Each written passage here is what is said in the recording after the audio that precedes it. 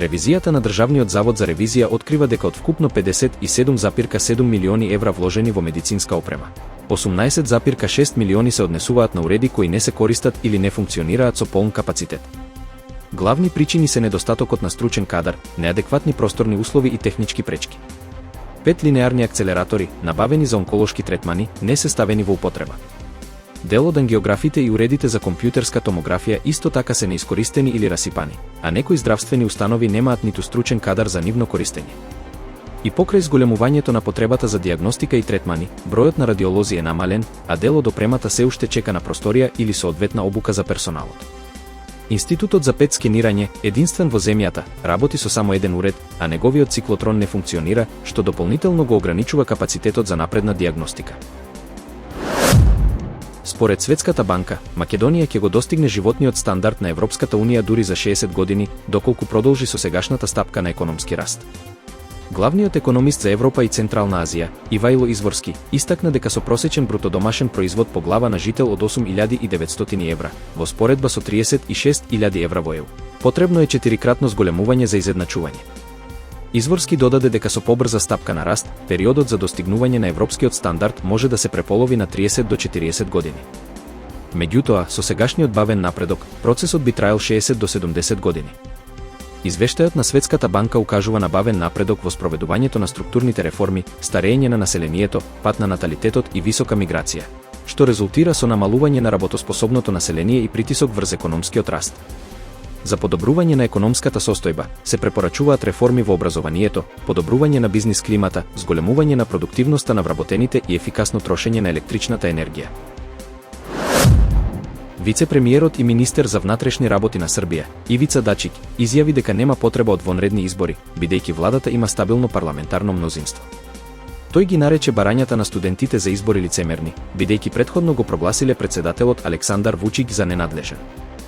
Дачик нагласи дека, доколку изборите се распишат веднаш, само Српската напредна партија и Социјалистичката партија на Србија би можеле брзо да собираат потписи и да поднесуваат изборни листи.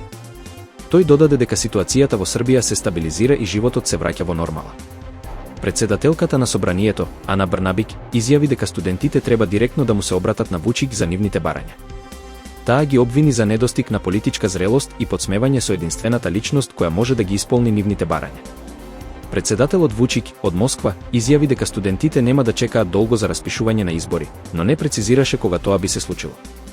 Студентите, пак, бараат итно распуштање на парламентот и распишување на избори, со поддршка од опозицијските партии.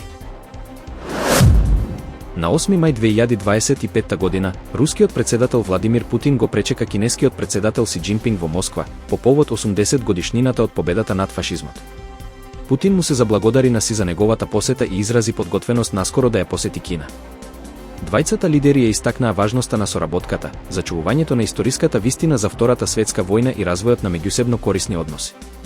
Официјалната церемонија на добредојде се одржа во салата Георгиевска, а беше најавена и заедничка изјава за медиумите. Присуството на Си Џинпинг на одбележувањето на годишнината му дава важна политичка поддршка на рускиот председател Владимир Путин, кој од самиот почеток ја прикажува војната во Украина како борба против современите нацисти. Нешто што Украина и нејзините сојузници го отфрлаат како груб фалсификат.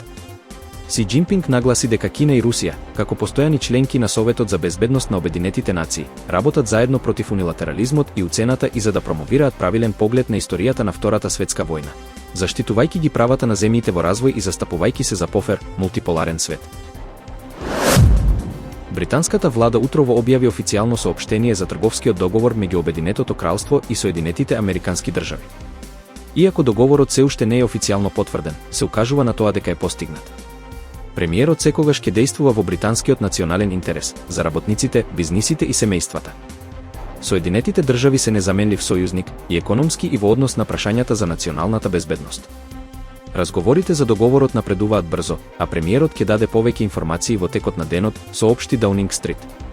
Кир Стармер, лидерот на лабористичката партија, утрово има говор на денот на победата во Европа, па ќе биде интересно да се види дали тогаш ќе го спомене договорот. Ако не, се очекува нешто да се слушне за тоа во парламентот, а подоцна во текот на денот, во 15 часот по локално време, најавено е официјално обраќање од САД, кое синоќа го најави Доналд Трамп. Секретарот за одбрана Џон Хили утринава изјави за Sky News дека не може да ги прејудицира случувањата пред официјалното соопштение од Даунинг Стрит, но додаде: "Уверен сум дека нашите преговарачи ќе обезбедат добар договор со Америка."